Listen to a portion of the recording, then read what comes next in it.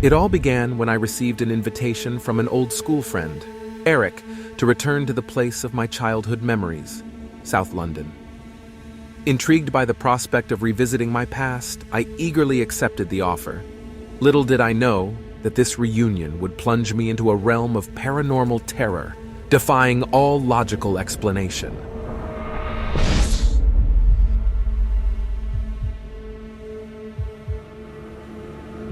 July 14th, 2015. As the train rattled along the tracks, carrying me from the tranquil shores of Cornwall to the bustling city of London, I couldn't help but feel a sense of anticipation. Excitement coursed through my veins as I embarked on this nostalgic journey, anticipating the long-awaited meeting with Eric, someone I hadn't seen in years. The invitation came as a surprise, but I welcomed the chance to reconnect and relive the shared experiences of our youth. Eric had mentioned that he had a new girlfriend named Cassandra, and she had extended an invitation for us to join them for a casual barbecue that afternoon. The prospect of a double date with Cassandra's sister Imogen filled me with excitement. After being single for nearly 10 months, it felt like a welcome change of pace. I changed train at Waterloo and arrived at Wimbledon Station precisely at 12:30 p.m. I caught sight of Eric waiting patiently on the platform. There was something different about him, though I couldn't quite put my finger on it. We exchanged greetings, and during our brief conversation, I reminisced about our school days. Strangely, Eric seemed to have no recollection of the anecdotes and adventures we had shared. It was as if those memories had been erased from his mind, lost in the depths of time.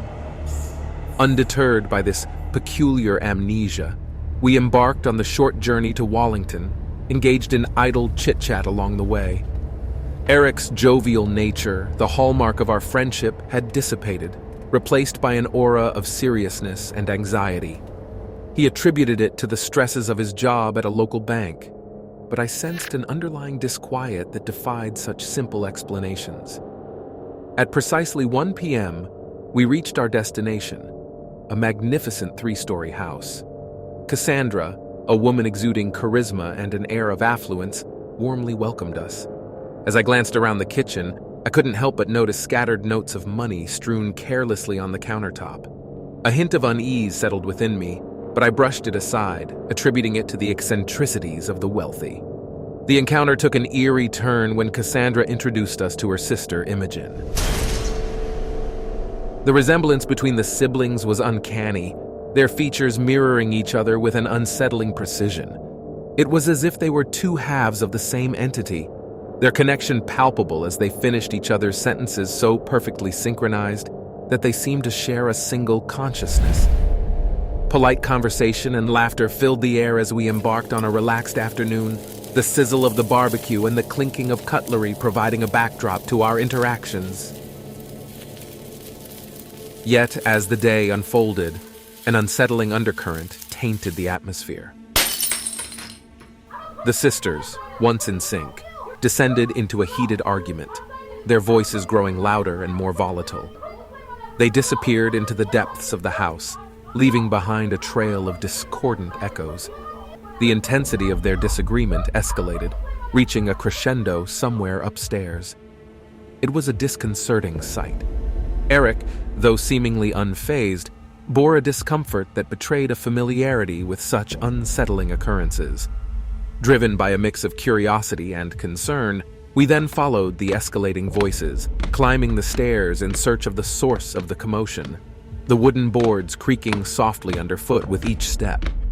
Just as we reached the midpoint of the staircase, a chilling transformation occurred. The sisters' voices morphed into something otherworldly, an incomprehensible blend of alien sounds. Grotesque, organic glitches. Fear gripped us, paralyzing us on the steps. Slowly we retreated to the safety of the outside, our hearts pounding in our chests. Eric's demeanor had shifted drastically. Without uttering a word, he left my side, his hurried footsteps leaving me trailing behind. Desperately seeking answers, I probed him for an explanation within the confines of the taxi, but his response was an unsettling silence. His face, once vibrant with life, now devoid of color, offering no solace for the enigma that had befallen us.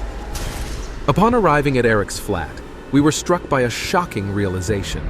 The darkness that enveloped the surroundings, the short journey that should have taken no more than 20 minutes by taxi, had inexplicably stretched into the depths of the night. The clock now read 7:30 p.m., leaving us dumbfounded and plagued by unanswered questions. We must have been at the house for no more than an hour at most. Where had the missing 5.5 hours vanished to?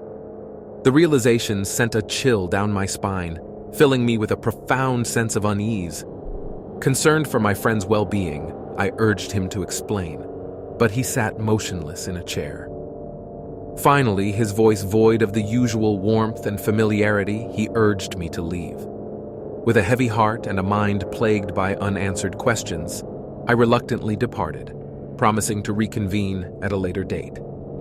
As I made my way toward the exit, my gaze fell upon the scattered money strewn haphazardly on the kitchen counter, mirroring the earlier display by Cassandra. The journey back home was rife with introspection and a nagging sense of foreboding.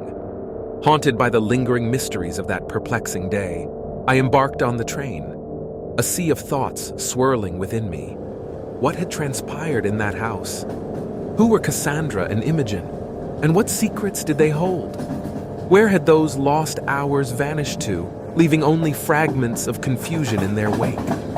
And what had become of my old friend, Eric, who had transformed into an enigma himself? As the train whisked me away from the enigmatic labyrinth of events, one thing remained certain. I had stepped into a realm where reality and the inexplicable collided, forever etched deep within my consciousness.